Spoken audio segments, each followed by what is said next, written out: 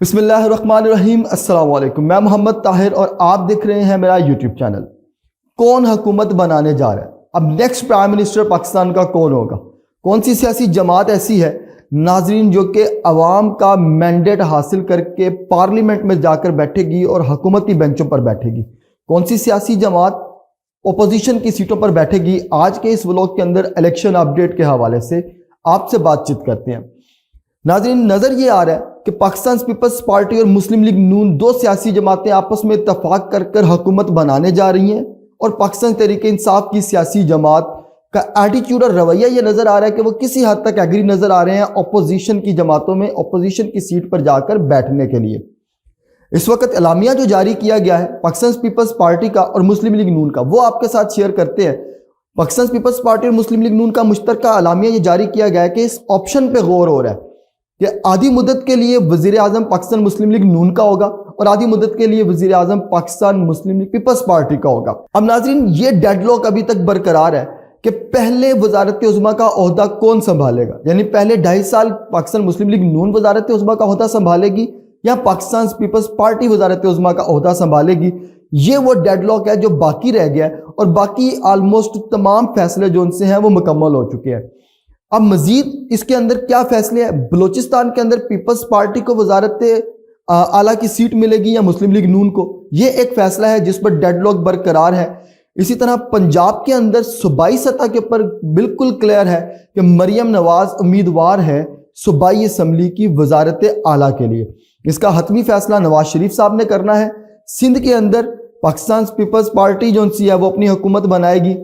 خیبر پختونخوا کے اندر آزاد امیدوار یعنی 90 امیدوار جو کہ پاکستان تحریک انصاف کے فورم پر جیتے، اور وہ حکومت پاکستان تحریک انصاف ہی کی بنے گی۔ آگے چل کے اس ولاگ کے اندر خیبر پختونخوا کے اوپر جو ڈیٹیلڈ صورتحال ہے وہ آپ کے ساتھ شیئر کریں گے کہ وہ اپنی حکومت کس طرح سے بنائیں گے۔ اب ناظرین، بلوچستان کے اندر وزارت اعلیٰ کا جو عہدہ ہے، ایک تو یہ فیصلہ باقی ہے، اور دوسرا جو فیصلہ باقی ہے وہ وفاق کے اندر وزارت عظمیٰ کا ہے۔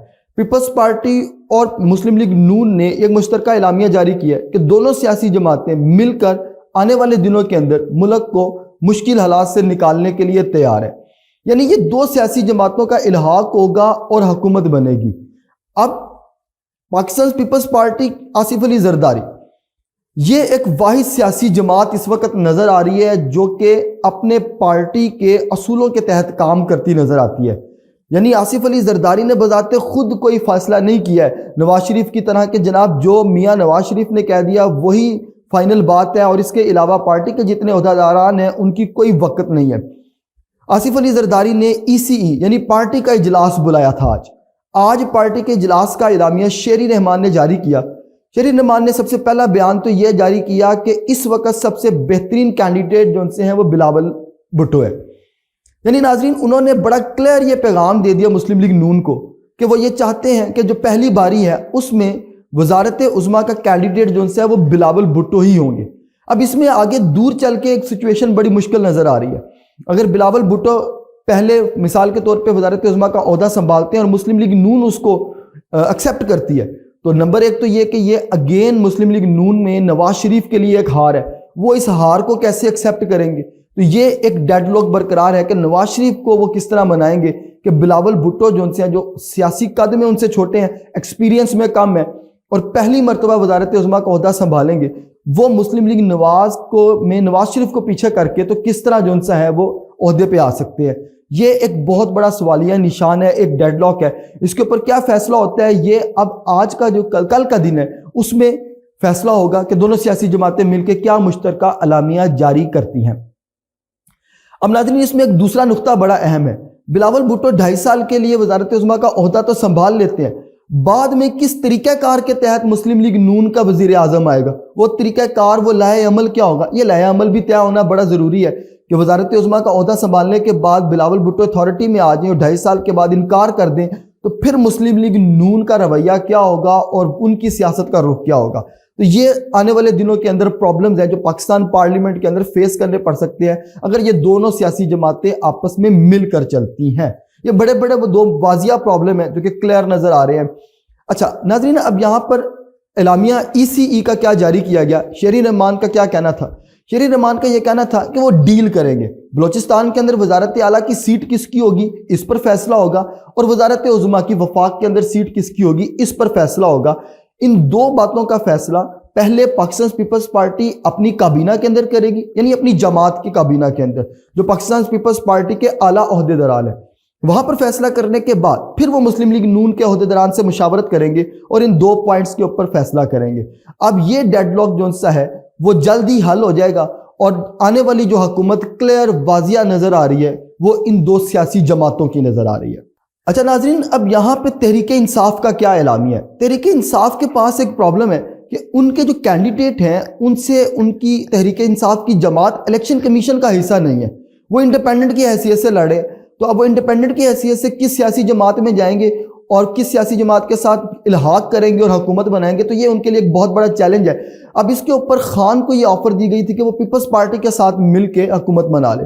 اس پہ تحریک انصاف کے انفارمیشن سیکرٹری رؤف حسن صاحب نے بڑا واضح پیغام دے دیا۔ انہوں نے اپنے ایک انٹرویو میں بڑا واضح کہہ دیا کہ it is impossible to join Peoples Party and Muslim League Noon at any rate, at any condition. یہ بڑا واضح جملہ انہوں نے اپنے ایک انٹرویو کے اندر بولا۔ تو ایک بات تو کلیئر ہے کہ تحریک انصاف کسی بھی جماعت کے ساتھ الحاق کرنے نہیں جا رہی، یعنی وہ اپوزیشن میں بیٹھنے کو تیار ہے، وہ پاکستان پیپلز پارٹی یا مسلم لیگ نون کے ساتھ اتحاد کرنے کو بالکل تیار نہیں ہے۔ تو ناظرین، اب یہ والی صورتحال تو بڑی واضح کلیئر نظر آ رہی ہے کہ تحریک انصاف نے تقریباً اپنا ایٹیٹیوڈ بنا لیا ہے کہ وہ اپوزیشن میں جا کر بیٹھیں گے اور پاکستان مسلم لیگ نون اور پاکستان پیپلز پارٹی جو ان سے ہیں وہ حکومت بنائیں گے۔ اب اس میں سیاسی چھوٹی جماعتیں ان کا کیا کردار ہوگا؟ ایم کے ایم رہ گئی، جے یو آئی ایف ہو گئی، اور اس طرح کی چھوٹی سیاسی جماعتیں، اور کچھ آزاد امیدوار ہیں جو تحریک انصاف کے فورم پہ تو نہیں لڑے لیکن آزادانہ انہوں نے سیٹیں حاصل کی ہیں اپنے حلقوں سے۔ یہ سارے حکومتی نمائندوں میں شامل ہوں گے اور انہیں چھوٹے چھوٹے عہدوں سے نواز دیا جائے گا۔ تو سب سے بڑا جو ٹاکرا ہے اس وقت مسلم لیگ نون اور پیپلز پارٹی کی سیاسی جماعتوں کا آپس میں ہے۔ اگر یہ میٹر کل تک سولو ہو جاتا ہے تو آنے والی حکومت کے اندر پھر چھوٹی سیاسی جماعتوں کو مختلف چھوٹے چھوٹے عہدے دے کر خوش کر دیا جائے گا، انہیں راضی کر دیا جائے گا، اور پھر وہ عہدے لے کر سائڈ پہ ہو جائیں گے اور حکومت کے اندر شامل ہو جائیں گے۔ ایک بات مطلب ہمیشہ سے کنفرم نظر آئی ہے کہ جو چھوٹی سیاسی جماعتیں حکومتی بینچوں پہ ہی جا کر بیٹھیں گے اور وزارتیں چھوٹی چھوٹی یہ صوبائی سطح کے اوپر اور قومی سطح پر لے کر یہ اپنے عہدے سنبھال لیں گے اور ان وزارتوں کا مزہ لیں گے۔ ان سیاسی جماعتوں کو ایم کے ایم ہو گئی، جے یو آئی ایف ہوگی، میرا خیال ہے کہ چھوٹی چھوٹی وزارتیں پر یہ راضی ہو جاتے ہیں اور اتنے پہ ہی جو ان سے ہے وہ یہ خوش ہیں، تو ان کا اتنا کوئی بڑا ایشو نظر نہیں آ رہا۔ اصل جو ایشو اس وقت حکومت بنانے میں نظر آ رہا ہے وہ پاکستان مسلم لیگ نون اور پیپلز پارٹی کا ہے۔ پیپلز پارٹی کل ای سی ای میں اجلاس کرے گی، پھر اس اجلاس کے بعد مسلم لیگ نون سے مل کے فائنل اپنا یہ فیصلہ سنائے گی۔ تو پاکستان تحریک انصاف کسی حد تک اپوزیشن میں جانے کے لیے تیار ہے۔ قومی اسمبلی کے بعد تھوڑی بات کر لیتے ہیں کہ صوبائی سطح پر اس وقت کیا صورتحال ہے الیکشن کے حوالے سے۔ صوبائی سطح پر پنجاب کے اندر مریم نواز وزارت اعلیٰ کی امیدوار ٹھہرائی گئی ہیں، لیکن ان کی سیٹ کو چیلنج کیا گیا ہے اور وہاں پر ووٹوں کی گنتی دوبارہ ہو رہی ہے۔ اب وہ ہائی کورٹ کے اندر فیصلہ ہوتا ہے، اگر فیصلہ ریورس ہوتا ہے تو مریم نواز کو جو ان سے ہے وہ سٹیپ بیک کرنا پڑے گا اور پھر کسی اور وزارت اعلیٰ کے عہدے پر کسی اور کو نامزد کرنا پڑے گا۔ کے پی کے اندر علی امین گنڈا پور تحریک انصاف کے بڑے نامور کارکن ہیں، ان کا نام سامنے ہے۔ عاطف جو تحریک انصاف کے کارکن ہیں ان کا نام سامنے ہے، اور اسی طرح جو ان سے ہے وہ علی محمد خان کا نام سامنے ہے۔ یہ تین بڑے نام ہیں جن میں وزارت اعلیٰ کا نام سامنے آ رہا ہے کے پی کے حکومت کی جانب سے۔ فائنل جو حتمی فیصلہ ان کا بھی ابھی تک نہیں ہوا کہ کون کے پی کے اندر وزارت اعلیٰ کا عہدہ سنبھالے گا۔ سندھ میں پاکستان پیپلز پارٹی کا جو کابینہ کا اجلاس ہے وہاں پر یہ ڈیسائیڈ کیا جائے گا کہ ان کی وزارت عظمیٰ کا عہدہ کون سنبھالے گا، اور بلوچستان کے اندر حکومت کا فیصلہ تاحال ابھی پینڈنگ ہے۔ وہ فیصلہ ظاہرہ ڈیپینڈ کر رہا ہے وفاق کے ساتھ کہ مسلم لیگ نون اور پیپلز پارٹی کے درمیان کے اندر کیا اشتراک ہوتا ہے اور کیا ڈیل طے ہوتی ہے۔ اس ڈیل کے تحت بلوچستان میں کیا مسلم لیگ نون حکومت کرتی ہے یا پیپلز پارٹی؟ زیادہ تر جو ان سے ہے وہ پیپلز پارٹی کے امکانات بہت زیادہ ہیں، کیونکہ ان کی وہاں پر 10 سیٹیں ہیں انہوں نے جیتی ہیں اور مسلم لیگ نون نے وہاں سے صرف 1 سیٹ جیتی ہے۔ تو جو حق بنتا ہے وہ پیپلز پارٹی کا بنتا ہے، وہاں پر یہ اپنا مینڈیٹ پورا لیں گے۔ اس قومی اسمبلی کے اندر یہ مینڈیٹ دینے کو تیار نہیں ہے اور بلوچستان میں مینڈیٹ لینے کو تیار بیٹھے ہوئے ہیں۔ تو یہ ایک ڈوئل رویہ پیپلز پارٹی کی جانب سے دیکھنے کو آ رہا ہے۔ اب یہاں پر جو باقی 2 نمائندے جماعت اسلامی کا کیا کردار ہوگا اور جو ایک تحریک استحکام پارٹی بنی تھی وہ کہاں گئی ہے، اس پر بات کر لیتے ہیں۔ جماعت اسلامی کے امیر سراج الحق صاحب نے غیرت کا مظاہرہ کیا ہے۔ یہ کینڈیڈیٹ ہوتے ہیں، اچھا لگا، بڑا انہوں نے بہترین طریقے سے اپنے ٹویٹر کے اوپر کہا کہ انہوں نے بڑی محنت کر کے پارٹی کو جتانے کی کوشش کی، وہ اپنی سیٹ ہار گئے ہیں اور وہ اپنی سیٹ سے مستعفی بھی ہوتے ہیں۔